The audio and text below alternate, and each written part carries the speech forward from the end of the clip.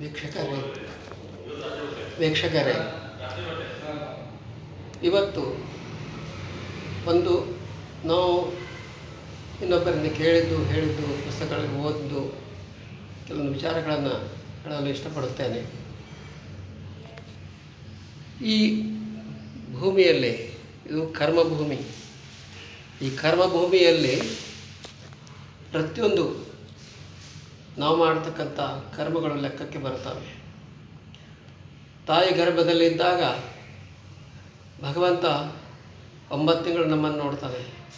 ಆಮೇಲೆ ಗರ್ಭದಿಂದ ಹೊರ ಬಂದ ಕ್ಷಣದಿಂದ ಇಡೀ ಜೀವನ ಸಾಗಿಸಿ 100 ಎಷ್ಟು ವರ್ಷಗಳ ಸಾಗಿಸಿ ಕೊನೆ ಕ್ಷಣದವರೆಗೂ, ಕೊನೆ ಉಸಿರಿನವರೆಗೂ ನಮ್ಮ ಪ್ರತಿಯೊಂದು ಕ್ಷಣ ನಿಮಿಷನೂ ಕೂಡ ನಮ್ಮಿಂದ ಮಾಡಲ್ಪಡ್ತಕ್ಕಂಥ ಕರ್ಮಗಳು ನಮ್ಮ ಅಕೌಂಟಿಗೆ ಸೇರ್ತವೆ.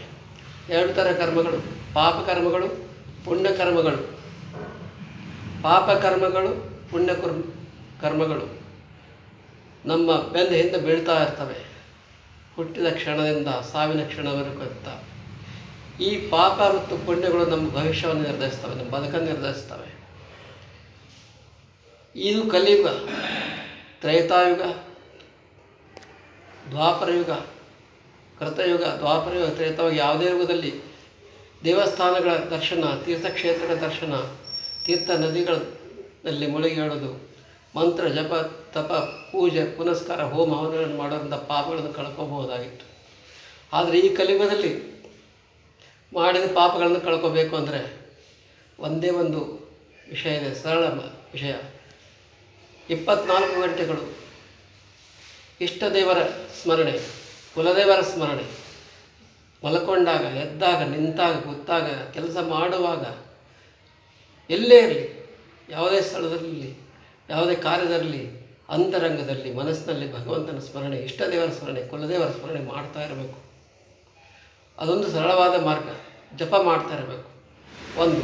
ಎರಡನೇದು ಸರಳವಾದ ಮಾರ್ಗ ಅಂತಂದರೆ, ನಮ್ಮ ಮನೆ ಮುಂದೆ ಬಂದಂಥ ಒಂದು ನಾಯಿ ಇರ್ಬೋದು, ದನಗಳಿರ್ಬೋದು, ಆಕಳು, ಎತ್ತು, ಎಮ್ಮೆ, ಕುರಿ ಇರ್ಬೋದು, ಭಿಕ್ಷುಕ ಇರ್ಬೋದು, ಅಥವಾ ದಾರಿಯಲ್ಲಿ ನಾವು ಹೋಗುವಾಗ ಎದುರಿಗೆ ಬಂದಂಥ ಭಿಕ್ಷುಕ ಕೈ ಮಾಡ್ಬೋದು. ಅಂಥವ್ರಿಗೆ ಯಾರಿಗೂ ನಾವು ನಿರಾಕರಿಸಬಾರ್ದು.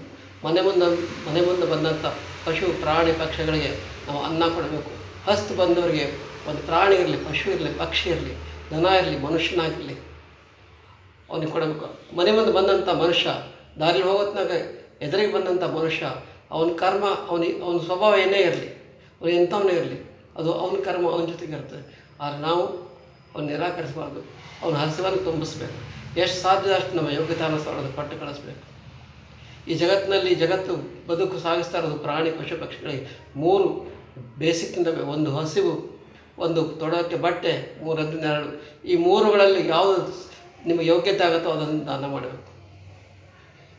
1 ದಾನ, 2 ಭಗವಂತನ ಸ್ಮರಣೆ. ಇವೆರಡು ಮಾತ್ರ ನಾವು ಮಾಡಿದ ಪಾಪಗಳನ್ನು ಕಳ್ಕೊಳ್ಳೋಕ್ಕೆ ಕರಗಿಸ್ತಾ ಹೊರತು ಬೇರೆ ಯಾವುದಿಲ್ಲ. ಈ ಕಲಿಯುಗದಲ್ಲಿ ಯಾವುದೇ ಇಲ್ಲೇ ತೀರ್ಥಕ್ಷೇತ್ರಗಳಲ್ಲಿ ಏನೇ ಮಾಡಿರಿ, ಪೂಜೆ ಮಾಡಿ, ಮನೆಯಲ್ಲಿ ಪೂಜೆ ಮಾಡಿರಿ, ಹೋಮ ಹವನ ಯಾವುದು ಕೂಡ ಅಷ್ಟು ಬೇಗ ಫಲ ಕೊಡಲ್ಲ. ಫಲ ಕೊಡ್ತಾ ಒಂದು ಗ್ಯಾರಂಟಿನೂ ಇಲ್ಲ. ಯಾಕಂದರೆ ಈ ಕಲಿಯುಗದಲ್ಲಿ ಪಾಪಗಳು ನಡೆದೇ ಇರತಕ್ಕಂಥ ಜಾಗಗಳೇ ಇಲ್ಲ. ಹೀಗಾಗಿ ಅಲ್ಲಿ ಪುಣ್ಯ ಸಂಪಾದನೆ ಏನು ಮಾಡಬೇಕು? ಅದಕ್ಕೆ ಭಗವಂತ ಎಲ್ಲ ಕಡೆ ಇದ್ದಾನೆ, ಸರ್ವಾಂತರ್ಯಾಮಿ. ಅವನು ಇರದೇ ಇರತಕ್ಕಂಥ ಜಾಗನೇ ಇಲ್ಲ. ಅಂಥ ಜಾಗದಲ್ಲಿ, ಅಂಥಲ್ಲಿ ಎಲ್ಲೇ ಇರಲಿ, ನೀವು ಯಾವುದೇ ಸ್ಥಳದಲ್ಲಿ ಎಂಥ ಇರಲಿ, ಯಾವುದೇ ಸ್ಥಿತಿಯಲ್ಲಿ ಇರಲಿ, ಭಗವಂತನ ಸ್ಮರಣೆ ಮಾಡ್ತಾ ಇರಲಿ, ಜಪ ಮಾಡ್ತಾ ಇರಲಿ. ಅಂತರಂಗ ಶುದ್ಧಿ ಇಟ್ಟುಕೊಳ್ಳಿ, ಬಹಿರಂಗ ಶುದ್ಧಿ ಇಟ್ಟುಕೊಳ್ಳಿ. ಕಷ್ಟ ಅನಿಸ್ತದೆ ಸತ್ಯವಾಗಿ ನಡ್ಕೋಬೇಕು ಅಂದರೆ, ಶುದ್ಧವಾಗಿ ನಡ್ಕೋಬೇಕು. ಕಷ್ಟ ಅನಿಸ್ತದೆ, ಅದು ಮಾಡ್ಕೊಳ್ಳಿ. ಯಾಕಂದರೆ ಜನ್ಮಾಂತರದವರೆಗೆ ಹೋಗ್ತಾ ಇರ್ತದೆ. ಈ ನಾವು ಆತ್ಮ ಪರಮಾತ್ಮ ನಾವು ಯಾವಾಗಲೂ ಇರ್ತೀವಿ. ಆದರೆ ಈ ಶರೀರ ಯಾವಾಗ ಚೇಂಜ್ ಆಗ್ತಾ ಇರ್ತದೆ. ಮೈ ಮೇಲೆ ಬಟ್ಟೆ, ನಾವು ಒಂದು ಶರ್ಟ್ ತೆಗೆದು ಮತ್ತೊಂದು ಶರ್ಟ್ ಹಾಕೋತೀವಿ. ಹಾಗೇ ನಾವು ಆತ್ಮಗಳು, ಜೀವರಾಶಿಗಳು ಈ ಶರೀರ ಬಿಟ್ಟು ಮತ್ತು ಇನ್ನೊಂದು ಶರೀರ ಪಡ್ಕೋತಾನೆ ಇರ್ತವೆ. ಇದು ನಡೀತಾ ಇರ್ತದೆ, ಇದು ನಿಲ್ಲೋದಿಲ್ಲ. ಆದರೆ ಒಂದು ಜನ್ಮದಲ್ಲಿ ಮಾಡ್ತಂಥ ಕರ್ಮಗಳು ಇನ್ನೊಂದು ಜನ್ಮಕ್ಕೆ ಕಾಲಿಡ್ತವೆ. ನಮ್ಮ ಬೆನ್ನ ಹಿಂದೆ ಪಾಪಗಳು ತುಂಬಿಕೊಂಡಿದ್ರೆ ನಮ್ಮ ದೌರ್ಭಾಗ್ಯ ಒಲಿಯುತ್ತದೆ, ರೋಗಗಳು ಬರ್ತವೆ, ರುಜಿನಗಳು ಬರ್ತವೆ, ದೌರ್ಭಾಗ್ಯ ಬರುತ್ತೆ. ನಮ್ಮ ಹಿಂದೆ ಪುಣ್ಯ ಸಂಪಾದನೆ ಇದ್ದರೆ ಏನು ಬರ್ತದೆ? ಸೌಭಾಗ್ಯ ಬರುತ್ತೆ, ಬರದೇ ಇರೋ ಭಾಗ್ಯ. ಬಯಸದೇ ಇರತಕ್ಕಂಥ ಭಾಗ್ಯ ನಮಗೆ ಬರ್ತದೆ. ನಾವು ನಮ್ಮ ಬೆನ್ನಿಂದ ಪುಣ್ಯ ತುಂಬಿಕೊಂಡಿದ್ರೆ ನಾವು ಬಯಸೋದೇ ಇಲ್ಲ. ಲಕ್ಷ್ಮಿ ಒಲಿತಾಳೆ, ಶ್ರೀಮಂತಿಗೆ ಬರ್ತವೆ, ಅನುಕೂಲ ಬರ್ತವೆ.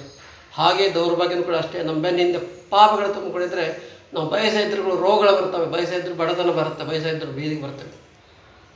ಅದಕ್ಕೆ ಶುದ್ಧವಾದ ಕರ್ಮಗಳನ್ನು ಮಾಡಿ. ಎರಡನೇದ್ದು, ಯಾರು ನಮ್ಮ ಮುಂದೆ ಹಸ್ತು ಬರ್ತಾರೆ, ಅದು ಪ್ರಾಣಿ ಇರೋದು, ಪಶು ಇರೋದು, ಪಕ್ಷಿಗಳು, ಇದನ್ನು ಕರುಗಳು, ಯಾರು ಮನುಷ್ಯರಲ್ಲಿ ಅವರು ಎಂಥ ಸೋನೆ ಇರಲಿ, ಓಕೆ, ಅವಳು ನಿರೀಕ್ಷೆ ಮಾಡಿ ಮನೆ ಬಂದವ್ರಿಗೆ ವಾಪಸ್ ಕಳಿಸ್ಬೇಡಿ, ಏನಾದರೂ ಕೊಟ್ಟು ಕಳಿಸಿ, ಅವ್ರ ಹಸಿರು ತುಂಬ. ಎರಡನೇದು, ಭಗವಂತನ ಸ್ಮರಣೆ ಮಾಡ್ತಾರೆ ಯಾವಾಗಲೂ ಕೂಡ. ಇವತ್ತು ಈ ಒಂದು ಮಾತುಗಳನ್ನು ನನ್ನ ಸ್ವಂತ ಮಾತುಗಳಲ್ಲ, ಯಾವುದೋ ಪುಸ್ತಕಗಳನ್ನು, ಒಳ್ಳೆಯ ಪುಸ್ತಕಗಳನ್ನು ಓದಿದ್ದು, ಯಾರು ಕೇಳಿದ್ದು, ಎಲ್ಲಿ ಹೇಳಿದ್ದು, ಗುರು ಹಿರಿಯರು ಸದ್ಭಕ್ತ ಹೇಳಿದ್ದೇವೆ. ಧನ್ಯವಾದಗಳು.